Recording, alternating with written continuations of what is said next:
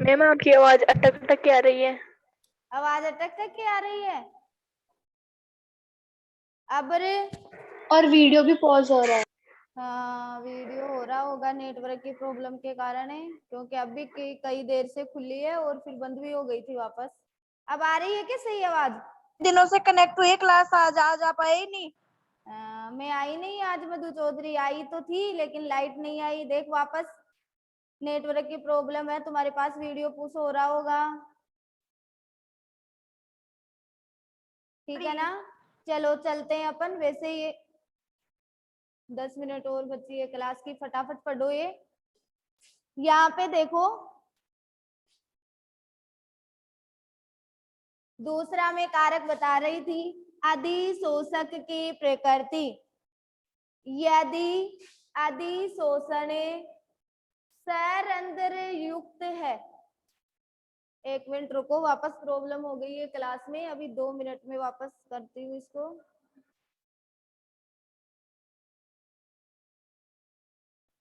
चलो, यदि अधिशोषण सरंध्र युक्त है, सरंध्र का मतलब है छिद्रों युक्त, सूक्ष्म नेटवर्क वाला, जाल वाला। यदि अधिशोषण सरंध्र युक्त है तो इसमें अधिशोषण क्या होता है? अधिक होता है। यदि आपने जो अधिशोषक लिया है वो सरंध्र युक्त है, और मैं आपको बहुत बार बता दी, अधिशोषक का मतलब होता है ठोसों के अणु, और अधिशोषे का मतलब होता है गैस के अणु। अब तो आप सबको क्लियर हो गया होगा। तो मैं आपके पास बोल रही हूँ, यदि अधिशोषक सरंध्र है, सरंध्र का मतलब छिद्रों युक्त है, तो उसका अधिशोषण तो क्या होता है? अधिक होता है। और यदि अधिशोषण असरंध्र युक्त है, या फिर इसको आप कठोर भी बोल सकते हो, कठोर है तो उनका अधिशोषण क्या होता है? कम होता है। तो यदि अधिशोषक सरंध्र युक्त होगा उनमें अधिशोषण अधिक होगा, और यदि अधिशोषक सरंध्र युक्त नहीं है अर्थात असरंध्र युक्त है और कठोर है, तो उनका अधिशोषण क्या होता है? कम होता है।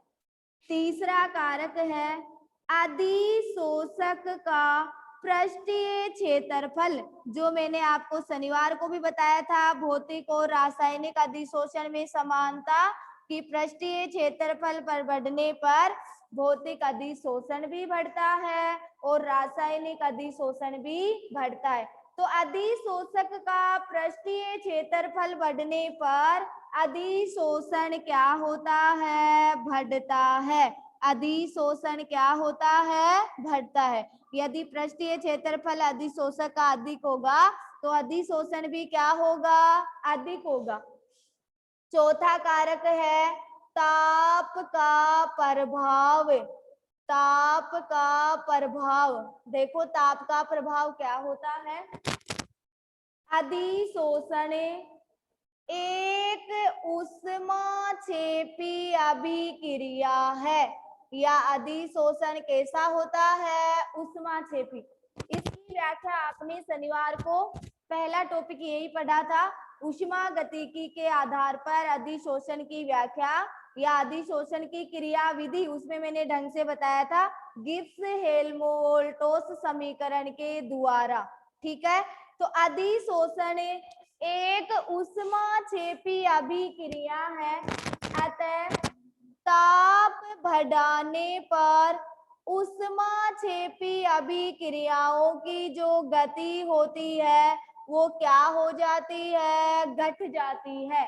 ताप बढ़ाने पर ऊष्माक्षेपी अभिक्रियाओं की गति क्या हो जाती है? घट जाती है। अतः ताप बढ़ाने पर अधिशोषण भी क्या होता है? घटता है। तो अधिशोषण एक ऊष्माक्षेपी अभिक्रिया है, अतः ताप बढ़ाने पर ऊष्माक्षेपी अभिक्रियाओं की गति घट जाती है, अतः अधिशोषण भी क्या हो जाता है? घट जाता है। जो आपने 11वीं क्लास में ये बात ला-सातेले के नियम में भी पढ़ी थी कि अभिक्रिया अगर ऊष्माक्षेपी है तो ताप बढ़ेगा तो अधिशोषण क्या होगा? घटेगा।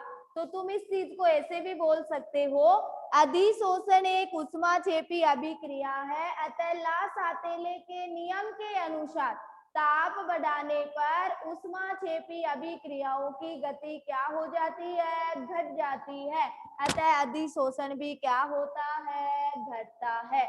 ये अधिशोषण को प्रभावित करने वाला कौन सा कारक था, चौथा कारक। अब देखो पांचवा कारक आप पढ़ रहे हो, अधिशोषक की सक्रियता, अधिशोषक की सक्रियता, अधिशोषक की सक्रियता देखो, अधिशोषण की सक्रियता में अधिशोषक को अति तप्त भाप के साथ गर्म करके, अर्थात ठोसों को, अधिशोषक को अति तप्त भाप के साथ गर्म करके या आंतरिक घर्षण द्वारा या आपस में रगड़ के द्वारा उनकी सतह को खुरदरा करके अधिशोषक को क्या बनाया जाता है, सक्रिय बनाया जाता है।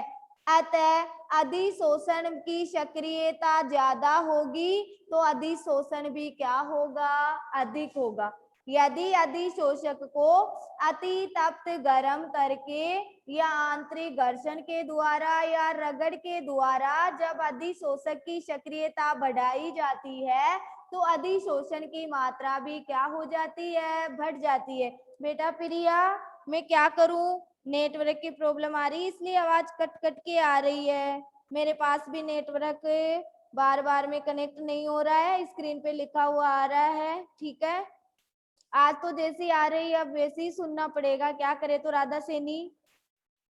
हाँ हाँ हाँ हाँ, सबकी एक ही प्रॉब्लम है, आवाज नहीं आ रही है, क्या करूँ तो।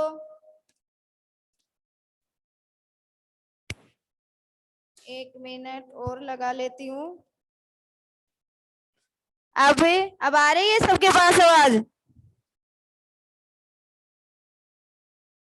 अब देखो तो ये क्या होती है, अधिशोषक की सक्रियता। अधिशोषण को प्रभावित करने वाला छठा कारक है दाब का प्रभाव। देखो बच्चों दाब का प्रभाव थोड़ा बड़ा है, बहुत ज्यादा बड़ा है, ठीक। हाँ मैम लास्ट वाला बताओ, अभी रिपीट कर रही हूँ। सोनाक्षी दाब का प्रभाव बड़ा है, इसमें अपन फ्रेंडलिक समतापी वक्र भी पढ़ेंगे, अधिशोषण क्षमता भी पढ़ेंगे जो आज नहीं हो पाएगा, ठीक है। तो आज तो अधिशोषण को प्रभावित करने वाले केवल 5 ही कारक में रिपीट कर रही हूँ। दाब का प्रभाव अपन कल पढ़ेंगे, थोड़ा बड़ा है, आज कंप्लीट भी नहीं हो पाएगा समीकरण के द्वारा।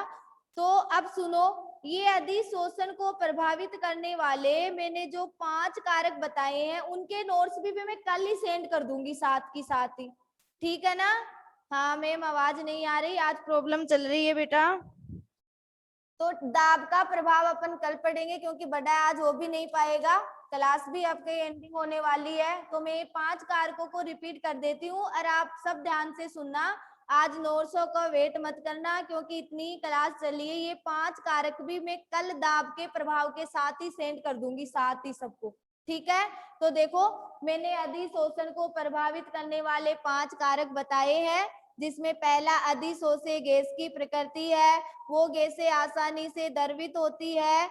जो गैसें आसानी से द्रवित होती है अर्थात जिनके क्रांतिक ताप उच्च होते हैं वो अधिक अधिशोषित होगी, जो आसानी से द्रवित नहीं होती, जिनके क्रांतिक ताप निम्न होते हैं वो गैसें कम अधिशोषित होती है। जैसे आपने NH3 लिया था, वो गैसें आसानी से द्रवित हो रही थी, O2 लिया था वो द्रवित नहीं हो रही थी। दूसरा है अधिशोषक की प्रकृति, अधिशोषक शहर अंदर युक्त है तो अधिशोषण अधिक होगा और अशहर अंदर युक्त या कठोर है तो अधिशोषण क्या होगा, कम होगा। अधिशोषक का पृष्ठीय क्षेत्रफल, अधिशोषक का पृष्ठीय क्षेत्रफल बढ़ने पर अधिशोषण भी क्या होता है, बढ़ता है। ताप का प्रभाव, अधिशोषण एक ऊष्माक्षेपी अभिक्रिया है, अतः ला सातेले नियम के अनुसार ताप बढ़ाने पर ऊष्माक्षेपी अभिक्रियाओं की गति घट जाती है, अतः ताप बढ़ाने पर अधिशोषण भी क्या होता है, घटता है। अगला है अधिशोषक की सक्रियता। अब सोनाक्षी सुनना, अधिशोषक को अति तप्त भाप के साथ गर्म करके या आंतरिक घर्षण के द्वारा या आपस में रगड़ के द्वारा इनकी सतह को खुरदरा करके अधिशोषक को कैसा बनाया जाता है? सक्रिय बनाया जाता है। अतः अधिशोषण की मात्रा क्या हो जाती है? अधिक हो जाती है। अधिशोषक जितना सक्रिय होगा अधिशोषण की मात्रा उतनी ही क्या होगी? अधिक होगी। ठीक है बच्चों, दाब का प्रभाव अपन कल पढ़ेंगे क्योंकि आपकी क्लास एंड हो गई है, दूसरी क्लास का टाइम भी हो गया है। तो सभी बच्चों को मैं दोबारा बोल रही हूँ कि कल दाब के प्रभाव के साथ ही ये सभी नोट्स आपके साथ आ जाएंगे। कल एक बार में आते ही इनको और रिपीट कर दूंगी विजय कुमार। ठीक है विजय?